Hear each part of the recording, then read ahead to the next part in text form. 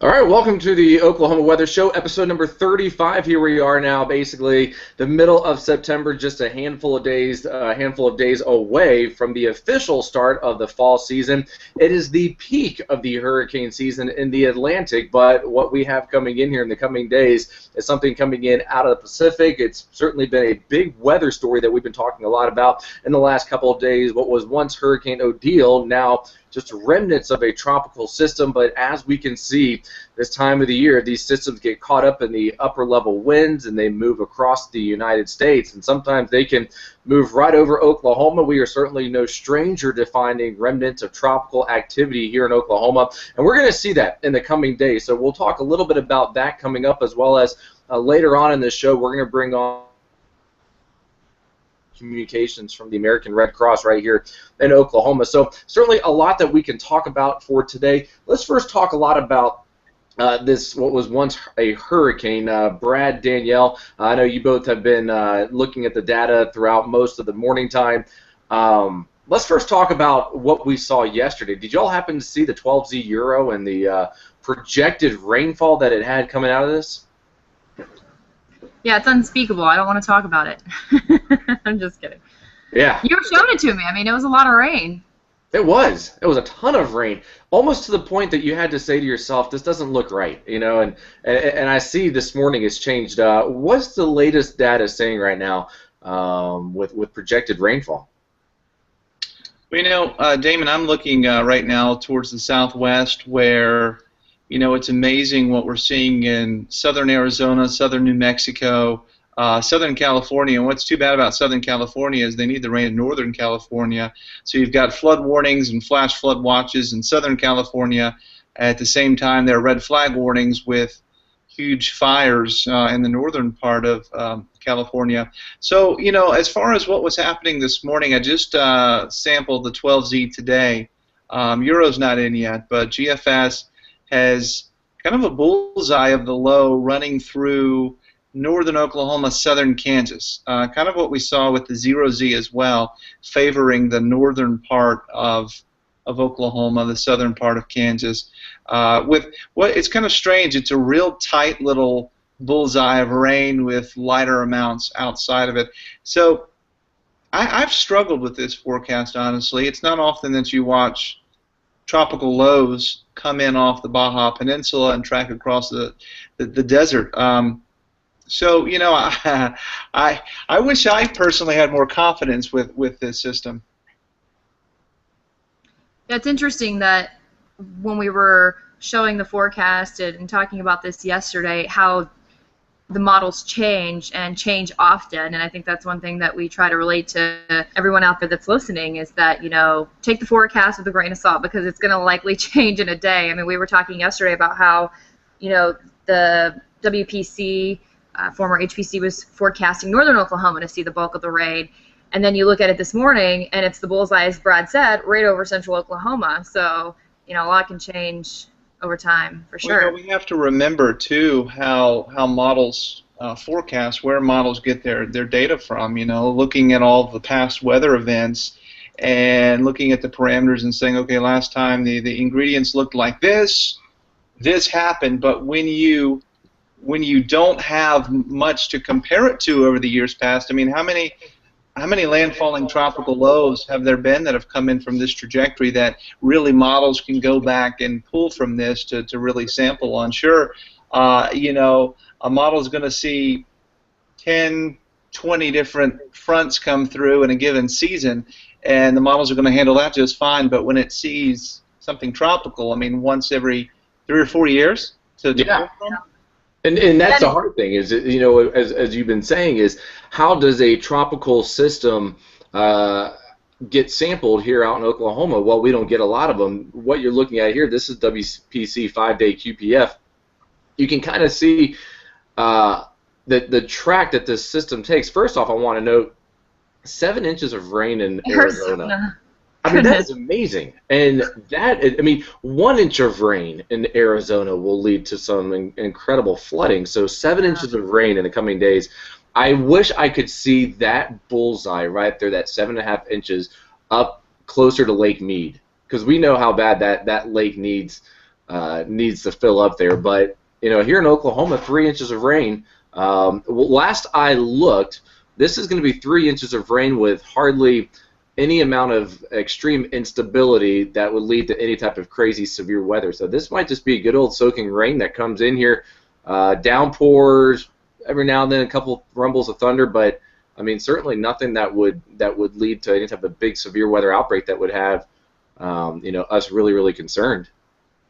Yeah, it's also interesting to note that the monthly rainfall in September for the city is a little over 4 inches. So, getting 3 inches in a period of a weekend when we've already seen, some measurable amounts this month is good for the state. But then, of course, you have the issues of flash flooding if that were to be the case, depending on how heavy the rainfall comes in. Oh, yeah.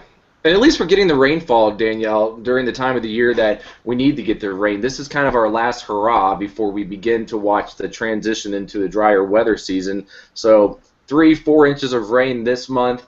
Hopefully that can kind of bleed a little bit into October, because by November and December you really see our average monthly rainfall really begin to drop off. So this is what we need to kind of take us into the dry season and at least keep the fire risk down a little bit. I've heard a lot of people talk about the possibility of flooding with this, but listen, it's been so dry lately. I think easily we can handle a 3 or 4 inch rain. Oh, yeah. As long as it doesn't all come down in one training thunderstorm without any problems. I mean, it was last year when we had some months where you already had 6, 7, 8 inches of rain, that if you got 4 more, it was a big problem. But not right now. I think we can handle it. I agree. I totally agree. We can handle this, and especially if this is going to come in over a couple day, a 24, 36 hour period, we can take that. What we can't handle, the city cannot handle 6 inches of rain in 6 hours. That's not going to happen. But as we typically see out here, water quickly rises and then it quickly recedes. So Damon, what did you show there just a minute ago? Was that a GFS cumulative 60-hour rainfall? So that's actually coming in from WPC. So I'll go ahead and pop that back up again. Let me know if you guys see it. You all see that on your end? Yeah. Okay. So that right there is going to be, this is a WPC 5-day QPF. Basically, this takes into account a blend of many different models. And I have not looked at how they came up with this, but usually when they look at this forecast, they're taking in a 10% blend of the GFS, they'll take in a 15% blend of the Euro, and they'll kind of put them all together. This puts a 2.9 inch mark right, looks like near Stillwater for this weekend. I'm looking at that 7.3 in Tucson. Tucson's average annual rainfall through this time of year is just over 8 inches. So you throw 7 or 8 inches of rain in Tucson, you're nearly doubling the annual amount. Yeah. They've already had 2.6 inches of rain in Tucson this month alone. And that's a lot. Yeah. Sometimes we have a hard time understanding just how much 2 inches of rain is, but you have to look at what they typically say. I don't know what is average for Tucson, but I imagine maybe 5 inches a year would be average. Their average is through this time of the year already about 8.7, but that's through the monsoon season. Monsoon season starts to shut off now, but they had a very healthy monsoon season this year, so you were at 6.5 inches of rain, and then so they're actually a little bit behind on rainfall, but by now it dries out. They just get dry as a bone through the fall. We all saw what happened in Phoenix a few weeks ago on national news, where there were a whole bunch of high water rescues and things like that going on, and that was from a system that I think was a lot weaker in the Pacific that brought a lot of moisture to them. So imagine what a former Category 4 storm, right near the Baja Peninsula, and then weakening obviously can do for them. Hence the close to 7-8 inches of rainfall. That's crazy. Danielle, do you remember the video? Tropical, isn't that the remnants of a Sioux? If I remember, what was the name of that one? I didn't hear you quite well because you guys were both talking at the same time. Sorry. I was just asking if that wasn't that also the remnants of a tropical system that hit Phoenix there as well. Well, I remember tracking Norbert, and I can't remember I think that's it. I think it was Norbert, I want to say. I can't remember. I can't remember. I'd have to look it up. I can't remember what it was that was out there, but I can't either. But I do don't know remember. it's like escaping my mind right now. I do remember seeing the video of the leading edge of water just going right on down. I believe it was at I-5. It's a highway there, and you just saw these cars all of a sudden just hit the brakes. I mean, that when it rains there, I mean it's amazing. And actually, I'll have to pull up some video at some point of a thunderstorm that drops a lot of rain way out in the middle of nowhere, and then you can just see all the rocks and the mud just getting picked up as it rolls down to the city. You know, it's so fascinating, those, they call them arroyos, and dry creek beds. A lot of people like to go hiking in them in the desert Southwest and parts of Colorado. Utah is big and famous for them. You go to Canyonlands National Park. Really, a lot of the Southwest, you hike in these dry creek beds. Well, you have a thunderstorm 20, 30, 40 miles away upstream from this dry creek bed that cranks out a couple inches of rain, and it's sunny and blue where you are, but here comes this wall of mud down this dry creek bed, and so you get flash flood warning 20, 30, 40 hours after a thunderstorm has occurred because of these waves of water. It's kind of a creepy thing to see, but that catches a lot of people off guard. A lot of people try to camp in these dry creek beds because, you know, it's kind of a low clearing, a good place to camp. It seems like there may be a fire pit there where it hasn't flooded in a couple years, but here comes this wall of mud out of nowhere, and it's extremely dangerous. Yeah, for sure. For those of you just joining us, we are hoping to have on Ken Garcia with the American Red Cross. I think he's having a little bit of an issue with his computer, but we're going to try to get him on as soon as possible. I think we can talk a little bit about their involvement in Oklahoma weather, and then hopefully when he comes on, he can speak as well. But, we've been talking a lot about this heavy rain coming in, and while flash flooding, not necessarily an immediate concern, just because, we have to nail down the forecast, clearly we saw that last May.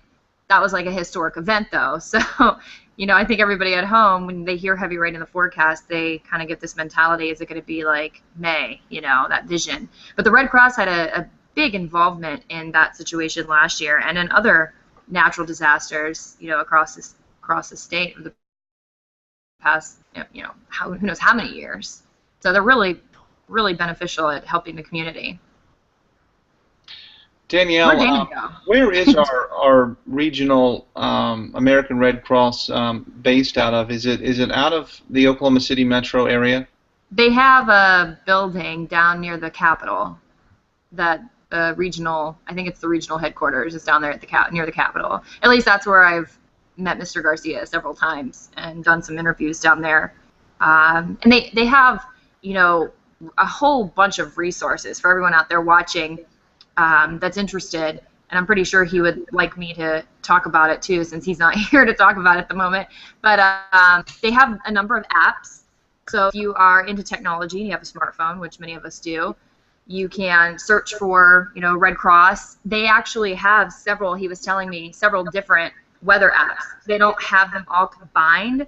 So if you wanted one on earthquakes, for instance, since we have that, they have an earthquake app. They have a flooding app. They have a tornado app, and they also do one in Spanish, which I think is really helpful. For our community, they have Spanish app as well that you can use if you need to use that for weather. One thing I've noticed with the Red Cross, and especially with our during the 1 year remembrance of the May 20th tornado, was how the Red Cross has changed and how severe weather preparedness has changed from even when we were growing up. The storms are still the same that we had back in the 1960s, 70s, 80s, 90s, and what our parents grew up experiencing. But now what they're telling you to do is, now part of your severe weather safety kit is to have a USB flash drive so you can back up all of computer, and our parents weren't thinking of that, and they weren't teaching us that back and when we were growing up, even heard some rumblings that at some point with all the cloud services that are going on, that the Red Cross would like to team up with a cloud service program where you could back up all of your important documents to the cloud, so that when a storm happens to move in, you're not having to pick up your entire PC. My wife and I had a discussion about what would we take as the first thing that she grabbed when she was running into the storm shelter, other than the dogs, was she grabbed all of our credit cards, which was fine. But credit cards, you can call them up, they can reissue them pretty quickly. And the first thing I thought of was take her computer. I mean, all of our pictures are on there. I mean, all of our memories are now locked up on a computer. So it's amazing how the things that they are telling you to do these days are completely different than we grew up learning about. You know, yeah, and backing up computers has really come a long way. You know, cloud computing is certainly important, and you know, I think a lot more about the older people, the older generation, how they don't really have the so much the ability per se to know the computer know-how to be able to do that sort of thing. So I think for a lot of us, it kind of has put more on us to help those, you know, our grandparents of the community. It'd be nice to see some of the tech companies maybe to establish some sort of partnership. Damon, kind of like you were saying with the Red Cross, to help people back up documents, to teach them how to do that. Because, you know, older people have computers, they just, what's this cloud thing? I just don't, what do I send it out there, poof to a cloud, and then it evaporates like a cloud? Or, hey, you know, they'll hack it. Somebody will post all your stuff all over a lot of the older people get it. So I think some education on that will certainly help. It will. It definitely will. You know, and they gave out a big duffel bag through my community, and inside the duffel bag, and we actually have it down in our tornado shelter, but they included 2 weather radios, one that was battery operated, and then another that had a crank system on it, so you could basically generate more power to it. They also provided your typical first aid belongings, but also another important thing that they started adding into these American Red Cross survival bags are these backup batteries that basically you can charge your cell phone devices with, and we actually grabbed one as well, so that you know, your cell phone loses power, you have these portable batteries that you can just plug it right into and generate enough juice to get you going. I mean, I remember when we came here after May 20th, we didn't have power for a couple days, and we would sit in our cars, you know, and turn the ignition not all the way on, but just enough to turn the battery on, so that we could actually get a little bit of power back into our cell phone. So the severe weather safety methods and being prepared for severe weather completely different now than they were even 20 years ago, and who knows where they're going to go in the next 20 years.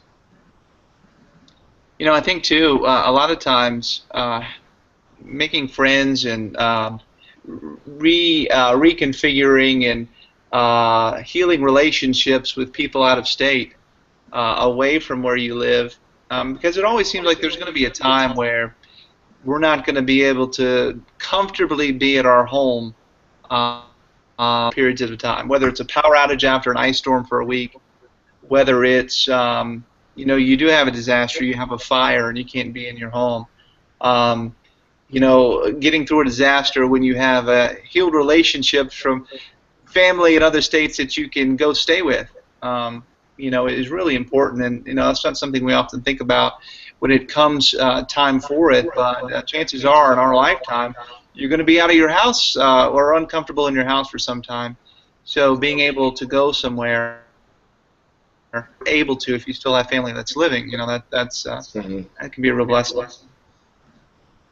I know my next door neighbors happen to have a lot of family up in Enid, so after the tornado hit, they were up in Enid for a couple of days, so they had that resource. But at least, you know, speaking on behalf of us, I mean, we all travel around. We did not grow up in Oklahoma. Danielle, you know, your family's on the East Coast. Brad, your family's on the East Coast. My family's on the East Coast. Jonathan's family is up north. His in-laws are down here, but yeah, that resource is not available. So for us to use. Yeah, I've only had to use that strategy once, and it was after a tropical system in Asheville that came through and knocked out the power and knocked out the water simultaneously. So I'm at my place. I have no water. I have no power. I'm not staying here. I'm going somewhere else. So I went up to Virginia back to my family for about a week before I got it all back. I remember that. That was Ivan or Francis. I think it was both of them. I remember Francis for sure. That was when I lost water. I had been knocked out the power, and Francis. Yeah, no power with Francis, and no water. I remember I was working as a production assistant at WLOS, and our chief meteorologist, I don't know how he had power, he had running water, so I felt bad at first asking him, calling him on the phone and say, hey, can I use your shower? And I think after about 3 or 4 days, finally I just said, all right, I got to do this. So I called him up, and that was the best shower that I ever remember. It just felt so good after 4 days. You know, after 4 days, your body just stinks. So. That's funny. Well, I've reached out to Ken Garcia, and yeah, me too. I texted him, and I have not heard a response. And I keep looking up here to see. Try Red Cross Oklahoma. Let's see here, Red Cross Oklahoma. Because he let me know that the video is now working. I added you to the circle. Red Cross Oklahoma. Red Cross Oklahoma. Let's see here. It might be all one word. Let's see here. Red Cross Oklahoma. All one word. Let's see what we come up with here.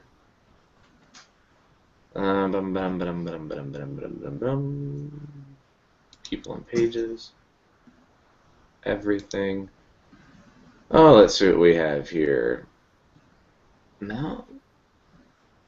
I see a bunch of their stories popping up.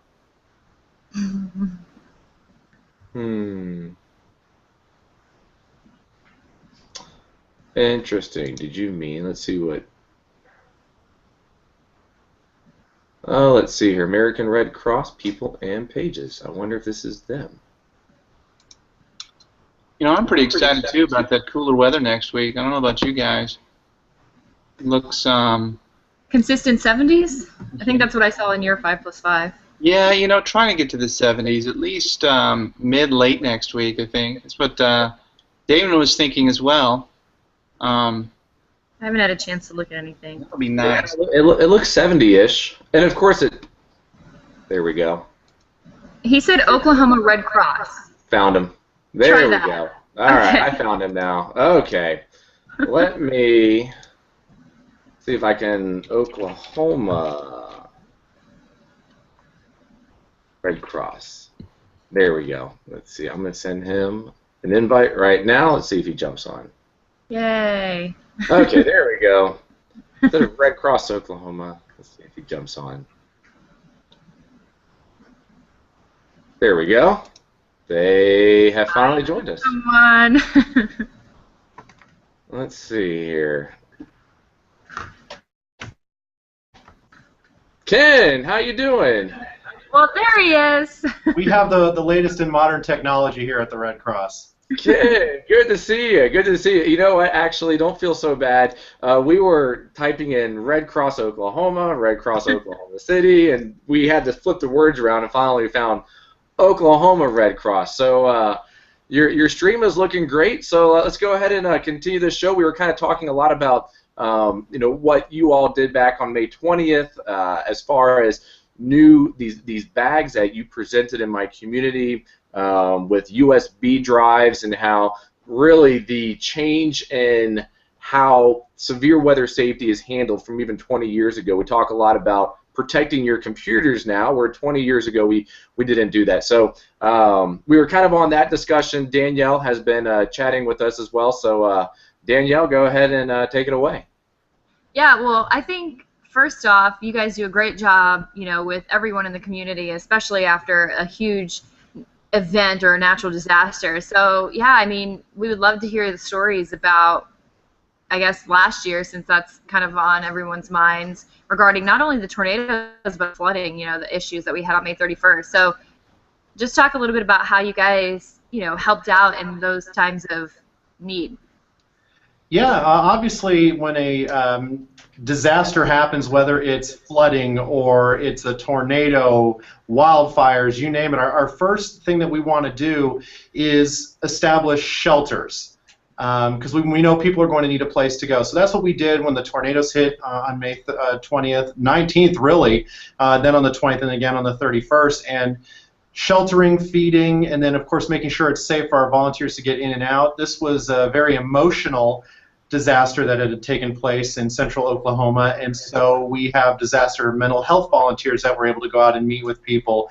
We over 300,000 different meals and snacks were handed out at the time, and really that's what we're about, is emergency relief, making sure those basic human needs are being met. And we did that from May 19th, and our relief efforts didn't really start wrapping up until a little bit after July 4th. So we did it for over a month of the relief efforts, and then we started ramping into more of a long-term recovery, which is where we are today. And Damon, as you mentioned, you got one of those kits, the home kit, which is we're helping these families by better preparing them for these disasters and any other types of emergencies. We're in the schools. We spent the summer with Camp Noah, which helps the kids deal with the emotional state of what disasters can do. We do the pillowcase project with the kids, which is a joint venture with Disney. It's, as the name implies, they get a pillowcase, and inside the pillowcase, flashlights, a glow stick, which they love the glow sticks, by the way, small toys, and anything along those lines. So these kids have their own personal preparedness kit ready to go. And so really what it's part of our new cycle of prepare, respond, and help recover the community. And that's where we are right now, is trying to help better prepare them for these disasters. That way they're able to bounce back that much quicker, whether it's through the home kits, through different types of presentations that we're doing across the community. And let's face it, in Oklahoma, if there's some kind of natural disaster possible, it can happen in this state. Earthquakes, wildfires, floods, the tornado. Damon, you mentioned the flooding. As we all remember, there was a family that unfortunately passed away because they sought refuge in a drain, and because there was a language barrier. And so that was an initiative that we realized that we need to do better. So what we did, as part of our recovery, we're making a huge push into the Spanish language community. And so we've got volunteers and staff that now speak Spanish, and we just recently completed a training with a church in southwest Oklahoma City that is entirely made up of Spanish volunteers, so that if anything were to happen in that area again, we would have a shelter where families can go and know that there won't be a language barrier anymore as far as finding shelter. And then, of course, through our preparedness efforts, we're doing presentations in English, and if they need them in Spanish, we're able to do that as well. Ken, I have one of the biggest challenges that I hear from people here and more, and I don't know if this is something that you help take part in or if they have to look elsewhere, but it's the psychological impacts of what happened in this community. Whenever we talk about storms, there's still a little bit of uneasiness and people are still on edge. Do you provide services to help people out mentally to prepare for storms, or is that something that you say, you know what, we are not designed for that, we need to at least push you towards more medical help in a doctor's office? Well, as I mentioned, the very early onset, we do have trained, certified mental health volunteers that are out in the communities and meeting with people. Obviously, we don't have the resources to do long-term mental health care. So like we're doing through the Oklahoma Disaster Recovery Project, anyone who comes in that's a client and they say, I'm having some psychological issues, some perhaps post-traumatic stress or something along those lines, we will then refer them to a professional where they can get that long-term care, mainly because it is a long, long process. Let me give you an example. The Oklahoma City bombing happened nearly 20 years ago. We are still helping families with that incident to this day. We have about 50 or so cases still open, and a lot of them are related to mental health issues and families needing it. Now, I'm not saying this tornado is going to be that exact same situation, because these are two completely different issues, but that just shows you that long-term care is going to be there, and that's why we're able to do those referrals through our partners, and we work very closely with some mental health professionals. For example, our lead for our region is based at the University of Oklahoma Health Medical Center. So we have a very close relationship with that. So absolutely, long-term care is something that we would help people with and refer them to. And Ken, I remember back on May 20 specifically, going back through the areas that got hit the hardest, and I remember the command posts that were set up, and I remember interviewing someone with the Red Cross, and they were even, not even only helping the people that were hit by the tornado directly, but also the law enforcement personnel and things like that. They had the whole truck out there helping them as well with this whole situation, since they're also out there protecting people. Yeah, we do it all.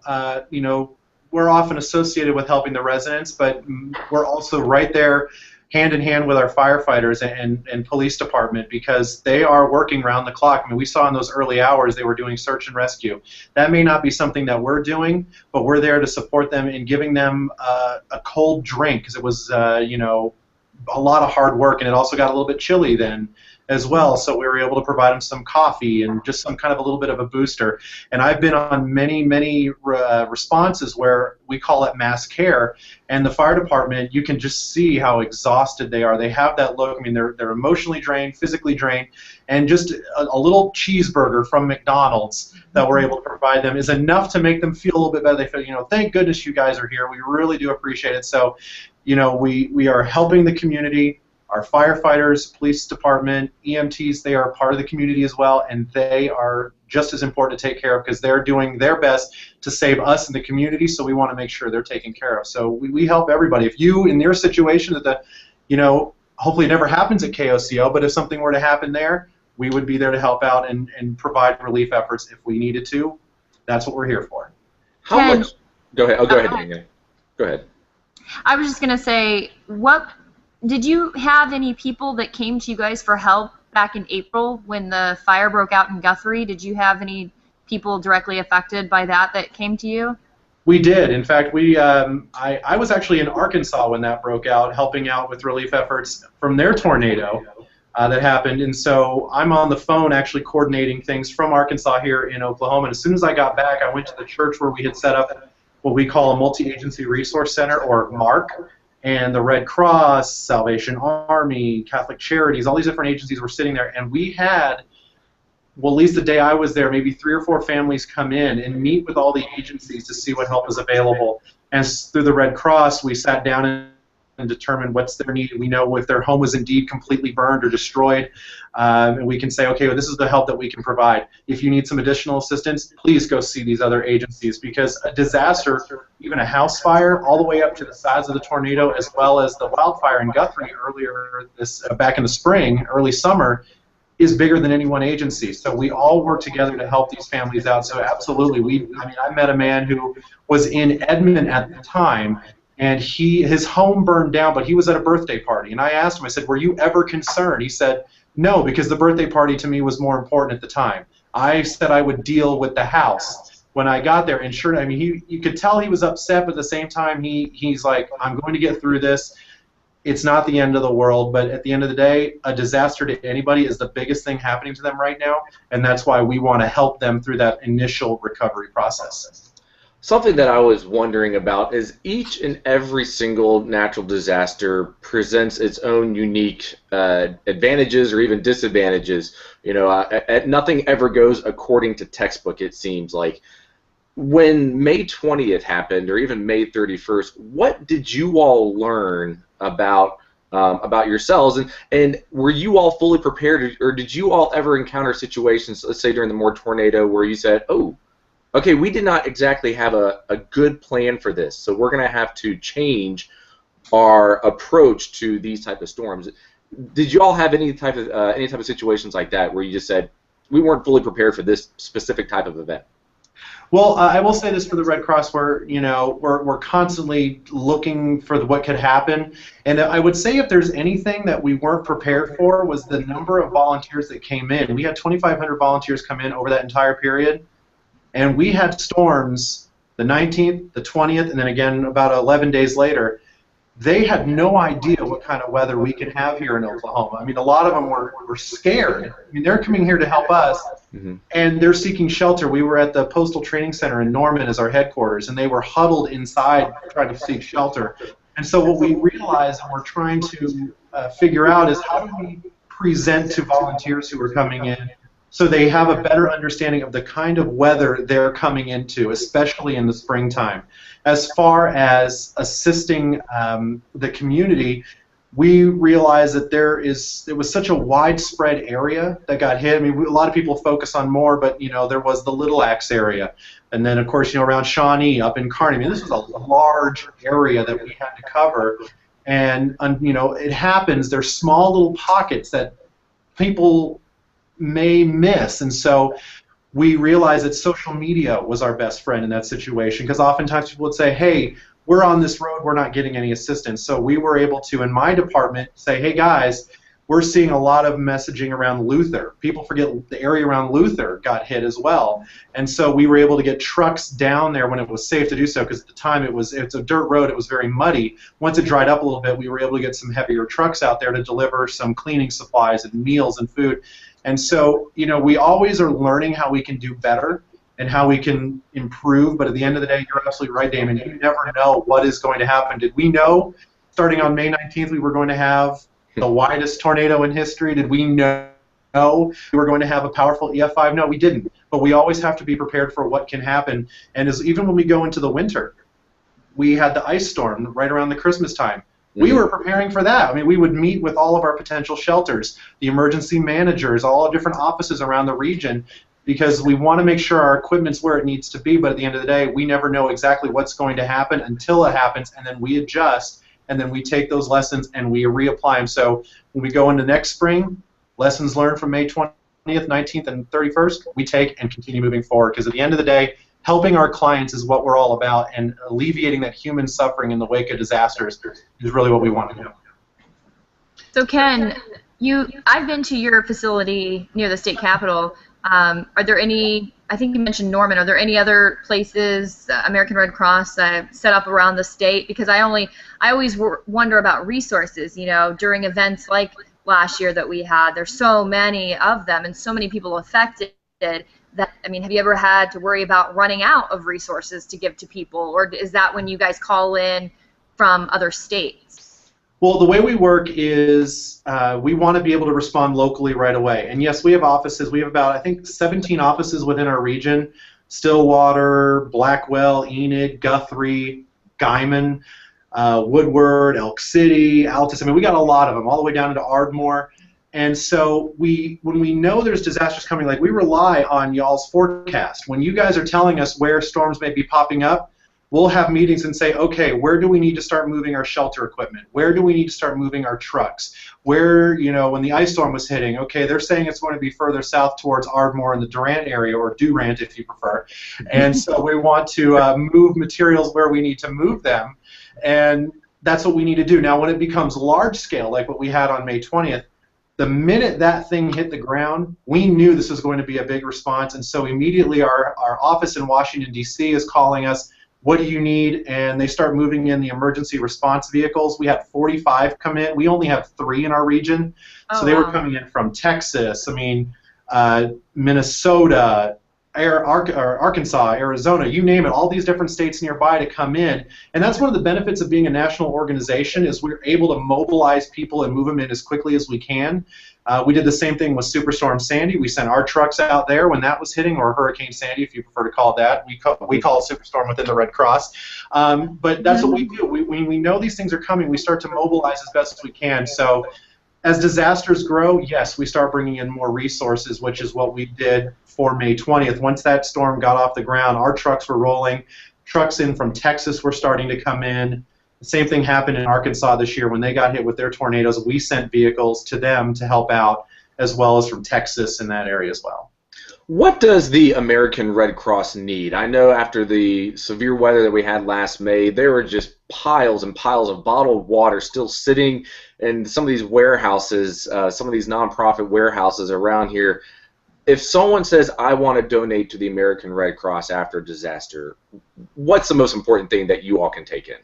Well, honestly, the best thing that we always say is to make a monetary donation. And the reason we say that is, you're absolutely right, Damon. We don't have the resources to handle a lot of that donation sort of things. We had water piled around our building for a while. You may remember going through more. There were just piles of water on the corners of streets for people to come pick up. And the reason we say a monetary donation is that allows us to purchase the items that we need. The Red Cross unfortunately does not have the resources to take in clothing. We had a lot of people wanting to donate clothing. We've got a lot of beds. Our entire office, we have an old store in our office in Oklahoma City, and it was completely filled with personal hygiene items and all these different things, and we couldn't keep them because we just didn't have the ability to hang on to them, so we gave them to other nonprofits that are able to use them. We kept some to create what we call comfort kits, which will have your toothpaste, toothbrush, comb that we can give to people. There's kind of like personal hygiene items, but the monetary donations are the best way just because it helps us open shelters, purchase food, purchase that water that we need. And disasters happen every day. When we responded to an apartment fire this morning to assist with families, they may have needed water, so we're always needing water, and the best thing to do is to call ahead. Don't just show up and drop off a big pallet of water. But you're always welcome to make monetary donations.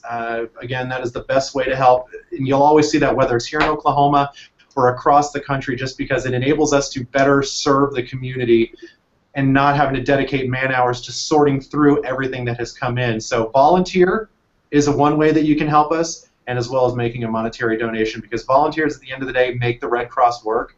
96% of our workforce is volunteer-based. So that gives you an idea of how much work is involved. And all those people that came in, those 2,500, a good chunk of them were volunteers coming in, taking time off from their work to spend 2 weeks. How do you volunteer? Well, somebody at home watching this right now says, well, I want to do something next disaster. Ken, what do they need to do? How do they get started? Well, my advice would be to visit the Red Cross website, redcross.org/volunteer, and we have a lot of different ways you can volunteer. There's through our mass care, which is your feeding and providing snacks to the firefighters, client case work, where you actually meet one-on-one with the families who have been impacted. You can do what we call damage or disaster assessment, which is where you actually go out and inspect what's going on and you mark down the addresses to help speed up the client casework process. You want to help in a shelter.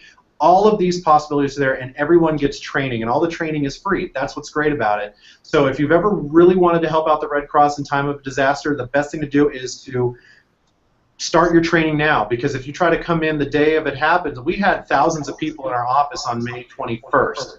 Lines out the door, and a lot of people want to help because they want to do research, and that's not what the Red Cross is about. We're more the relief. So that's why we always advise people to start looking now, get trained. That way when it happens, you are that much ready to go and able to get out the door and start helping people versus having to sit through training and more training before we're able to send people out. Because at the end of the day, when people see that Red Cross logo, we want them to know that the person helping them is a trained volunteer who is going to take care of them, especially if it's in a client casework situation. We want to make sure they are definitely well trained. So redcross.org/volunteer. And hey, if you want to volunteer with me, I'm going to do a quick shameless plug. People who interact with you guys in the media, that's just as important, because we give all the information to where the shelters, where the feeding going to take place, answering questions that the media has, and that's just as important in a disaster as those who are out doing the feeding. So plus I'm a fun guy to work with. I'll put it out that way. You're one of us, right? You're a meteorologist, aren't you? Yes, I am. I used to do that up there in Indiana. Okay, so why the... How short answer to that, going from TV meteorologist to Red Cross director? Well, it's just one of those things that kind of falls into place. My wife got a job here in Oklahoma, and so I followed her, and she happens to work with the guy who used to have the position before me, and so he put in a recommendation for a guy he's never met, and plus it was a nice way of kind of keeping with my weather skills. Every now and then they'll ask me, hey, do you think it's going to be as bad as Damon's saying? I'm like, oh, I can't compete with Damon Lane. I'm going to go ahead and say he's correct in there, but I'll sit there and I'll say, guys, I think he's on it. He's clearly knowing what he's looking at this every single day. He's able to really spend a lot of time analyzing what's going on. But it's fun for me weather-wise as a weather nerd to see what our weather does here in Oklahoma. But being able to help people, plus I'm still keeping in with my journalistic background as well of telling stories and doing social media and talking with you guys here on the computer. So it is a huge change, but at the end of the day, it's all still coming together in some way. So Ken, we have maybe like 1 minute because we're kind of over on time.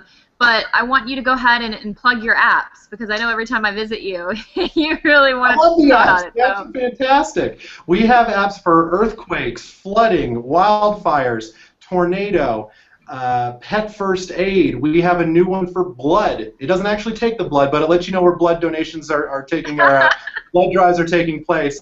And so you go to just on your Google Play or your your iPhone app, just search for Red Cross mobile apps, and they're all preparedness. Talks about what to do before, during, and after. We have a first aid app that will also help you out if you hurt yourself. We had a staff member recently cut her hand while she was singing "Everything Is Awesome." The irony is hilarious on that to me, but she used our app to help stop the bleeding on her hand. So lots of great videos. We encourage you to download them. They're absolutely free. The pet first aid is 99 cents, but it does help your pet if something were to happen.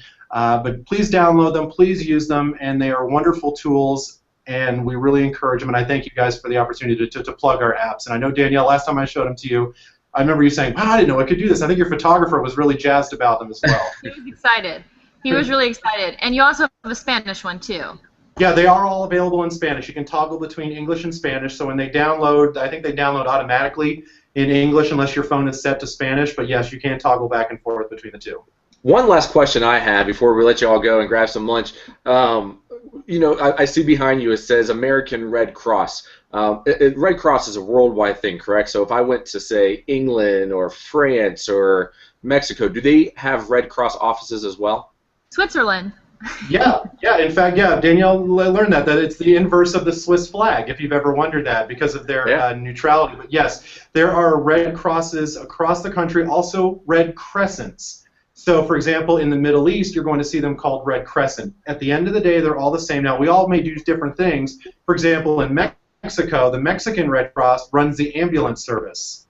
So here in the United States, we don't do that. We're the relief agency. So we all have the same kind of mission and goal, the same principles of neutrality, independence, that sort of thing. But yes, we are part of a much larger global event. We have a couple of volunteers in our region that are able to actually deploy to international events. For example, the earthquake in Haiti, one of our volunteers went out there to that. But yes, it is a global network. We do family tracing through that global network for, say, war-torn areas.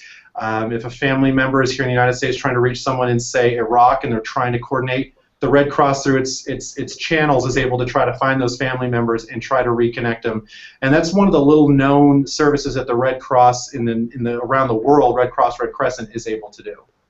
Good deal. Good deal. Anything else you want to plug? It's been about 30 minutes now. You've been a great show today, or a great guest today. Other than our apps, I would say, we're getting ready to go into fire season. It's going to start getting cold. Please be careful with those fires if you're going to be starting them in your fireplace or even out in your fire pits. We're going to be doing a huge fire prevention push in the community, helping install smoke detectors in areas where we're seeing high fire responses. So you'll be seeing us around. We already did one in Norman. We installed 35 a couple weeks ago. So we're going to be doing a lot of great work. And thank you guys very much for this opportunity. And I do apologize for the technical issues, but I really do appreciate you guys the opportunity and the support that KOCO has showed for the Red Cross. And Damon letting us come out to your neighborhood and do the home kit distribution with Rumble being there as well. That was great. Yeah, it meant so much to a lot of people just to have you all there, especially because after 1 year, people still struggle, and so they want to know that they're still being thought about. Even after all the TV cameras go away and the national media is gone, the need for help does not stop right there. So we thank you a lot for coming out, and of course all that you do for Oklahomans. I mean, you guys are always there for us. All right, thank you very much, guys. Thank you.